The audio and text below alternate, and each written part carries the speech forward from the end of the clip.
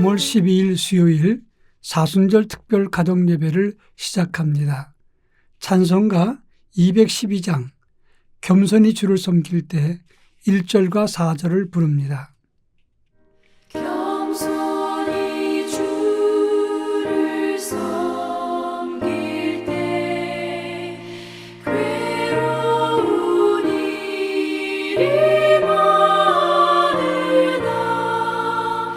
구주여 내게 힘주사 잘 감당하게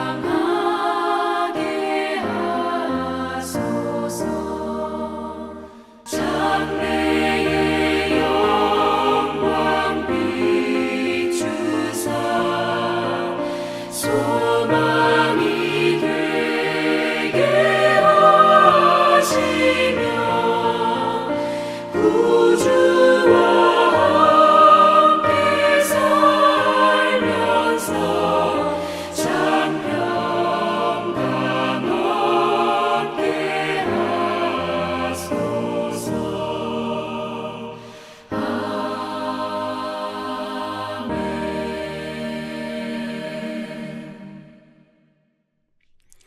이 시간 우리에게 주시는 하나님 말씀은 구약성경 욥기 1장 20절부터 22절까지 보겠습니다. 하나님 말씀을 제가 봉독합니다. 욥이 일어나 겉옷을 찢고 머리털을 밀고 땅에 엎드려 예배하며 이르되 내가 모태에서 알몸으로 나왔사온즉 또한 알몸이 그리로 돌아가올지라. 주신 이도 여호와시오 거두신 이도 여호와시오니 여호와의 이름이 찬송을 받으실지니이다 하고 이 모든 일에 욥이 범죄하지 아니하고 하나님을 향하여 원망하지 아니하니라. 아멘. 우리가 성경을 읽으면서 가장 쉽게 겉만 다루는 성경이 욥기서입니다. 욥기 1장에 보면 욥이 엄청난 시련과 고난을 만났지만 그는 하나님을 향해서 원망하지 않았다고 했습니다. 그리고 마지막 장 42장에서 욥의 말년에 하나님의 복을 받는데 처음보다 더 큰 복을 주셔서 그는 양이 14,000마리, 그리고 낙타가 6,000마리, 소 1,000결이, 그리고 암나귀가 1,000마리였습니다. 그리고 아들 7에 딸 3을 두었고 욥은 140년을 살면서 아들 손자 4대를 두었다, 이렇게 말하고 있습니다. 그것을 볼 때 욥은 시련 중에서도 하나님을 원망하지 않다가 큰 복을 얻었다, 이렇게 결론 짓고 많은 경우가 많습니다. 틀린 말은 아니지만 이렇게 욥기를 접근해서는 제대로 아는 것이 아니라고 하는 것입니다. 욥기서의 내용을 보면 몇 가지로 중요한 포인트를 잡을 수가 있습니다. 첫째로는 욥 같은 의인도 고난을 받을 수 있다는 것이고, 두 번째로는 우리 인간에게 닥치는 고난과 시련은 아주 스펙트럼이 넓게 쳐다온다 하는 말입니다.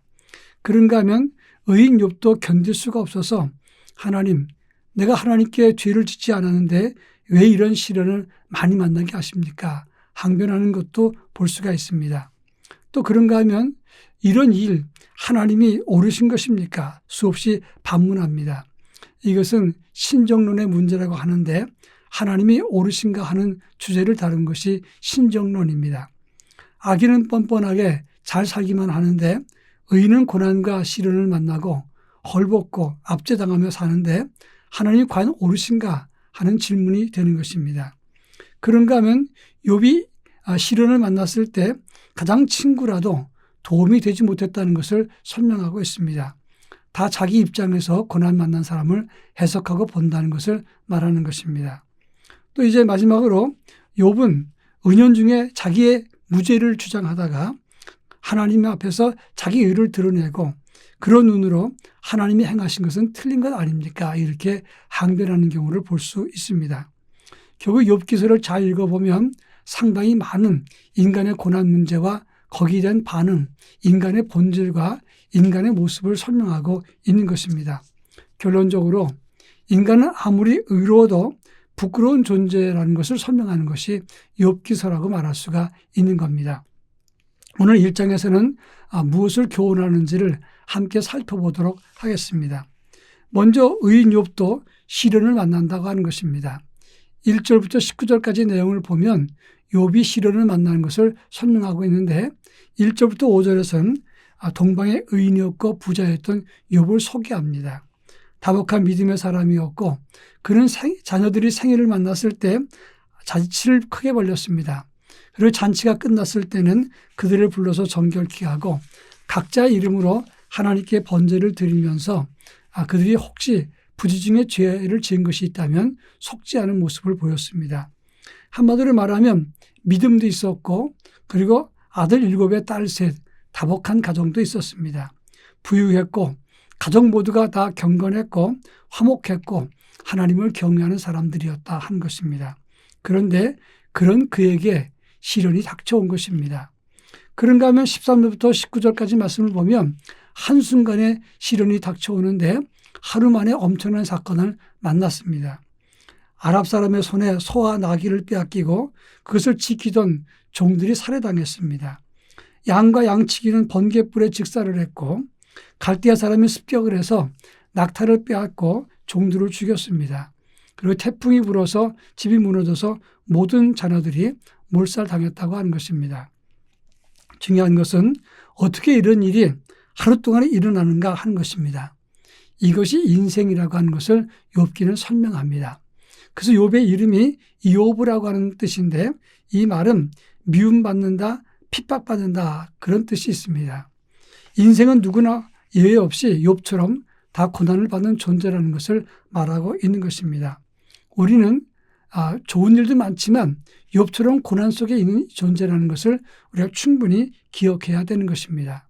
자, 그러면 욥은 고난 중에 그의 가진 것을 다 잃었을 때 어떻게 했느냐 하는 것입니다. 21절과 22절에 보면 주신 자도 주님이시고 거두시는 자도 주님이십니다. 이렇게 고백을 한 다음에 그는 하나님께 범죄하지 않고 하나님을 향해서 원망하지 않았다. 이렇게 말하고 있습니다. 그 이유는 21절에서 우리가 모태에서 나올 때 알몸으로 왔고 갈 때도 알몸으로 돌아가는 것이다. 이렇게 말하면서 이 모든 것을 주신 분은 하나님이라는 것을 말하고 있습니다. 사실 이런 믿음 갖는 것은 쉬운 일은 아닙니다. 그러나 그 말도 틀린 것이 아니라 사실인 겁니다. 우리는 하나님 것, 이 땅에 빈몸으로 왔다가 잠시 빌려 쓰다가 돌아가는 것입니다. 그런 차원에서 내 것이라는 것은 하나도 없는 겁니다. 그런데 이것을 내 것이라고 하는 순간 우리는 탐욕과 욕심, 빼앗기지 않겠다는 생각으로 점점 더 어리석어진다 하는 것입니다. 이 문제는 그렇게 단순하지는 않지만 만물이 하나님 것이라고 하는 것을 고백한다면 그것이 믿는 이의 모습일 것입니다. 그러나 만물은 하나님 것이 아니라 내 것이라고 생각하게 되면 물질 유무와 실현 유무에 따라서 인간은 불행해지게 된다고 하는 점입니다. 우리 모두 하나님 앞에서 아무것도 아닌 존재인 것을 기억해야 됩니다.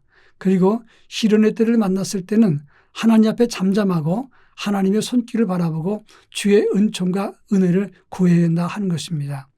욥의 시련을 보면서 우리 영성과 믿음이 새로운 안목을 가질 수 있기를 바랍니다. 다 같이 기도합니다.